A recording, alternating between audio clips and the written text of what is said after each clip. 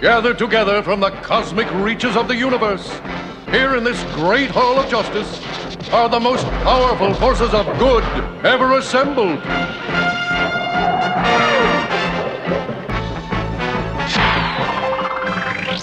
Dedicated to truth, justice, and peace for all mankind.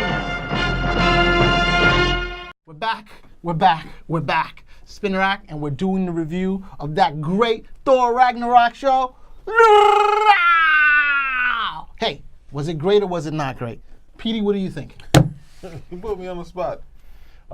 It's fun.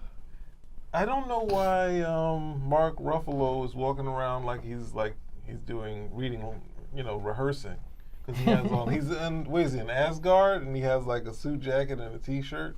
Like Bruce Banner walks around in like blue. He walks in whatever his Hulk set left over. He's walking around like, okay, where did they get that suit jacket from? He keeps it with him like Spider-Man or something like that. He webs it on the side. I don't know. That was kind of bugged me. And then Thor kind of going into Hercules territory, saying, "Oh yeah, you lost. It was quick." Like that's more of a Hercules thing, because Thor has no need. Thor does humor, but that's not sort of his humor. Like the way the Marvel Universe had Hercules in the 80s is that he would talk of great feats of, he even did one story where he talked about beating Thor, and he like beating Thor up and down in New York and whatnot. Yeah, he lifted New York. Well, he did actually lift New York. Like you can't lift New York. Okay, I'm sorry. He started over again. But otherwise, it looks really entertaining. It looks like it's going to be fun. They do have to get another team. So we got to get a team together. This is what we do well. Let's get a team. So, and some of the scenes with, what little we see, I guess Valkyrie on the horse looks okay. So, it should be fun. I'm hoping that they don't try to rock it out a little too much and go too far. Flash Gordon, like keep it a little Marvel, a little bit Flash Gordon, and maybe we have some fun. I'm disappointed by your review. Sorry. Superstar, hit us with your best shot. Well, first of all, I would like to mention that Thor has a haircut, and I like that because he's one of those Asgardians that doesn't have like really long hair, like Vibe or a girl. Okay. And I like the way it represents the masculinity, because, well, he's the god. Second, this movie's called Ragnarok, so I'm guessing this is supposed to be some war between Asgard and Mephistophel. But I don't think it's gonna be like by the books or Norse mythology. But I'm pretty excited for it. That's cool. I don't know if I should talk to you, but I just give you right now a complete 100 positivity, off the hook. Love Thor. The actor who plays Thor has done a fantastic job, especially interjecting humor into these trailers. Hela, oh my friggin' goodness, did you guys see Hela? Did you see Hela? I mean, that's Hela from the comics. I mean, that's Hela reborn. Dude, if Ragnarok is coming down, I'm on Hela's side right now. All right, I don't know about you guys. I'm on that side right now. You're always on the villain side. There you go, bringing everything down again. All right, you know what? What's your idea? What do you think of the whole trailer then? I'm looking forward to it. A couple of things are giving me pause. Some things I just don't like. I don't like seeing Mjolnir crushed. Mjolnir is supposed to be one of the most powerful weapons in the Marvel universe. And sometimes I think they treat it like it's a rubbish bin where we can just get another one at the end of the day. Even this is a hammer that was forged by like the best dwarven smiths, and also it's been enchanted by Odin. The destruction of Mjolnir shouldn't be able to happen by anyone less than Odin. And even then, it should be a difficult thing to do because it's supposed to be such a powerful weapon. In order to, of course, build up Hela's character, they want to show her crushing it. But that for me, that's a serious thing because Thor channels a lot of his energy through Mjolnir, and it's a very important part of it. And then we have to say, okay, well, how are you going to reforge it? It really takes away from the grandeur and the mystique of that particular weapon. So I don't like seeing that type of stuff happen because it's such an important piece of the overall story. And when you do that, it becomes like this trite thing. Oh, we can just get another one. It's not like it's like Excalibur. If you break Excalibur every other day, then it's like, well, what's the big deal about it? It's, treat it with a little bit more, respect for me. I'm not really sold on Valkyrie. I'll need to see more. I would have liked to have seen the Barbara Norris Valkyrie from the comics, to be quite honest.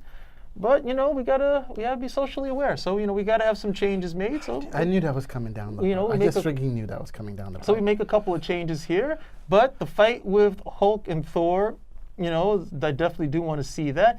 I also want to see, since it's Ragnarok, and the Superstar said this in Norse mythology, it is supposed to be the final battle between Asgard and the forces of evil who are coming from Muspelheim, Surtur and Loki and so on and so forth. But in this film, we can pretty much see that Loki is fighting on the side of Asgard. So it's going to be Ragnarok only in title. Well, they had Surtur there's a shot of him, right? Yeah, but Loki is supposed to be on the bad side. So I'm not certain exactly how everything's going to shape up. So I do want to see why, how much of Ragnarok they're going to do. And since we see Loki, hopefully we get to see Odin, since from the last film, Loki was, Odin. He had usurped the throne at the very least from what we were shown. So there's some bits and pieces there I do want to see, some threads I would like to see tied up. But yeah, I am looking forward to it. I mean, just every time I see the trailers and just the, they got me with that classic rock. Every time I see it, I just keep in that dun dun dun dun dun dun dun dun. Come on, immigrant song. How could you not want to see this? It just really pumps the blood and picks you up. So, yeah, I think, hey, this is probably going to be the biggest and most successful Thor film to date.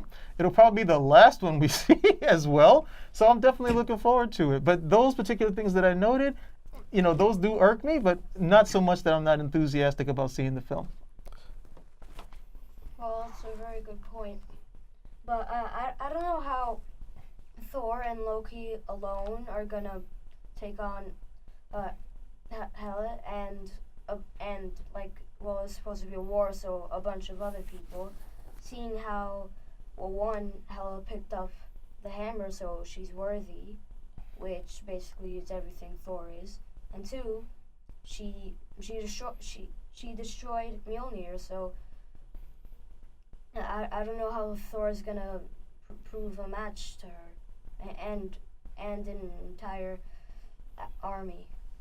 I think at the very end you saw Thor, the trailer, you saw like the power of Mjolnir or the Odin power come into Thor at the very end. So I guess that's the only way where he would be able to match something that she has, because she's the higher level of God than him. She's not supposed to be, though. But in the she is. I mean, she runs her own realm. In the comic book, she's only that powerful in her realm. That'll be the realm of hell.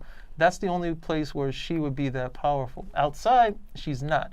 So in her realm, yes. But unless, if all of that's happening in her realm, cool. If it's outside of her realm, they're fighting in Asgard, and she's still doing that, no. I think I read the writers, someone say that she's like one of the most powerful. I mean, Hela is not. She's going to be super powerful. She's not going to be. In her own realm, Hela can do pretty much whatever she wants. Okay, so in the realm, but I'm just saying, in this show, it looks as though her powers expands past that. Make it, So for me, that's more bupkis, because when you do stuff like that, then it becomes, all right, then it's a rejuggling. Okay, so then where's Odin in this hierarchy? Because Odin is the guy who can go in any realm, and he's going to wipe the floor with you. That's Odin. If you're going to say, okay, well, Hela's like along the same lines, it's like, look, come on, guys, no. In her realm, and that's good storytelling, because you can go, okay, fine, we'll have this whole thing set on her realm, but the moment she's off her realm, then okay, all bets are off when it comes to it. If it's just that she's just going to be the most powerful for social reasons, then what the heck are we doing here? For the love of God, she's a big man. This third thing, they're just up in the ante. Everything gets bumped up to. And they have Surtur is also in there. Yeah. He's in there. You see him, Hulk fighting. My God, Hulk is fighting Fenrir the wolf. Yes. He's fighting the Fenris wolf. The Fenris wolf. He's fighting Fenris wolf. He's fighting Surtur. I'm like, wait a second. What the hell is Jormungand in there? I didn't see. No, I didn't see Jormungand either. I'm saying, wait. So what the hell is Thor doing? Well, that's the thing. You see him with the energy, but he's getting his hammer crushed. As long as it stays Thor movie and it's not like we have a 20-minute segment of the Hulk. Then, come on.